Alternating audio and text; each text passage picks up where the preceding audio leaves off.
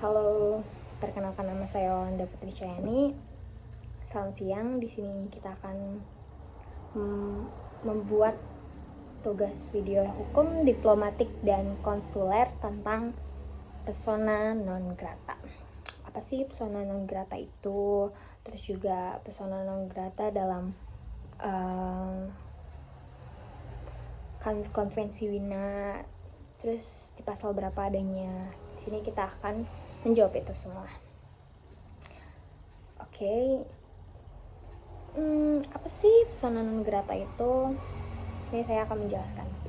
Persona non grata adalah sebuah istilah dalam bahasa Latin yang digunakan dalam konteks politik dan diplomasi internasional. Nah, secara harfiahnya atau arti harfiahnya adalah persona non grata itu adalah orang yang tidak diinginkan, yaitu orang-orang yang dinyatakan persona non grata biasanya tidak boleh hadir di suatu tempat atau negara. Jika mereka sudah berada di negara tersebut, mereka harus diusir dan dideportasi.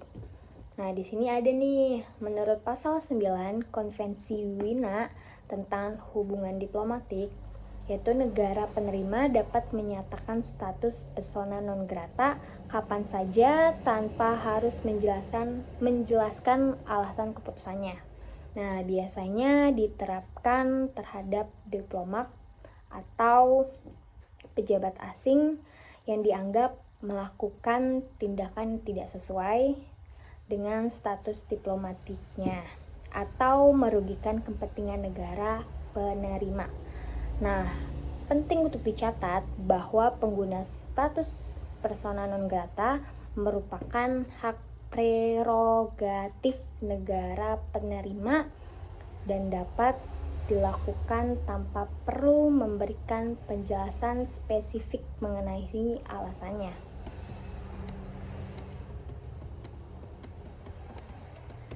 Nah, konsekuensi ketika orang ini mendapatkan status persona non grata tuh apa sih? Nah, ketika seorang diplomat dinyatakan persona non grata, nah negara pengirim harus memanggil pulang atau mengakhiri fungsi orang tersebut di misi diplomatik.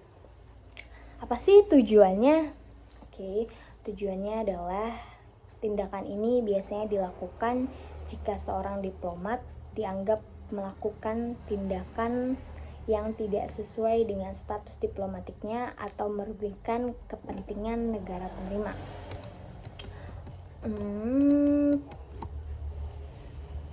Oke. Nah, pengguna persona non grata tuh biasanya meskipun merupakan hak prerogatif negara penerima, pengguna status non grata harus dilakukan dengan hati-hati karena dapat mempengaruhi hubungan bilateral antar negara. Penting untuk dicatat bahwa pengguna status non grata merupakan tindakan serius dalam hubungan diplomatik dan biasanya dilakukan sebagai langkah terakhir ketika cara-cara diplomatik lainnya telah gagal.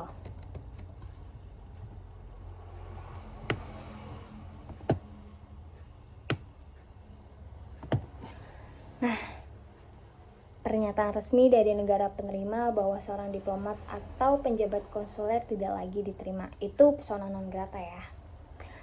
Nah, dapat diterapkan kepada kepala misi diplomatik, anggota staf diplomatik, atau anggota lain dari staf misi.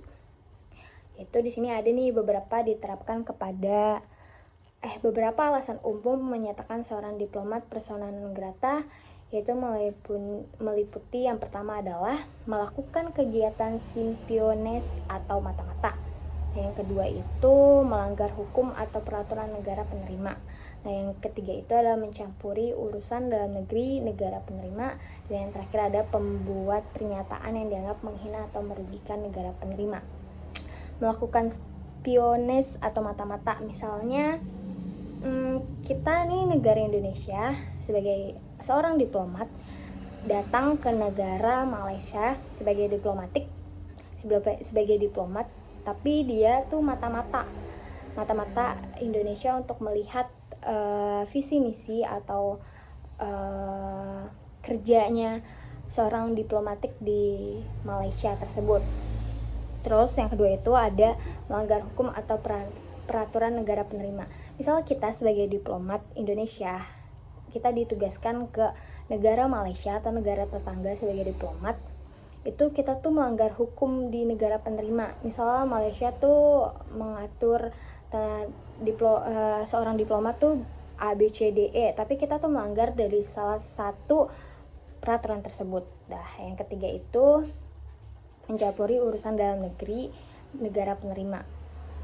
Kan kita sebagai diplomat pasti punya visi dan misi di negara tersebut kan, atau bekerja sama sebagai diplomat masing-masing antar negara.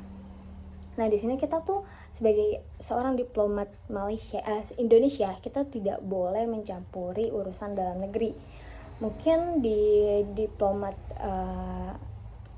Malaysia dia punya urusan sendiri sebagai negara Malaysia, tapi kita sebagai warga Indonesia tidak boleh mencampuri urusan negara lain.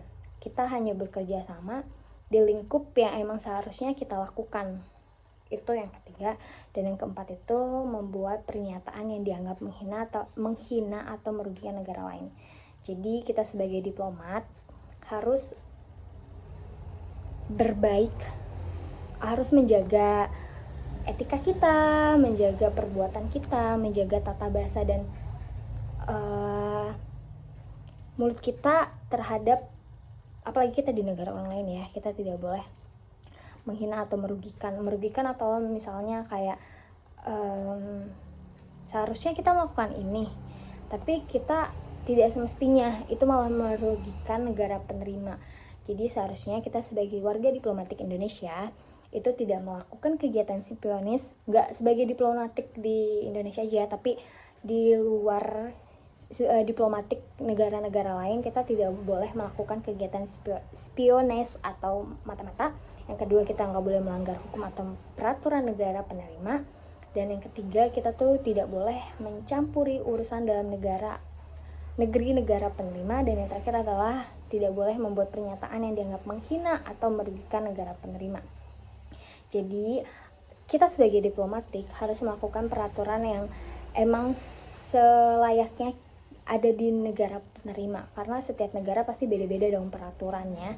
Jadi kita sebagai warga diplomatik negara Indonesia atau negara apapun itu, kita harus mematuhi rules yang ada di negara penerima. Mungkin cukup sekian dari saya, kurang lebihnya mohon maaf. Wassalamualaikum warahmatullahi wabarakatuh.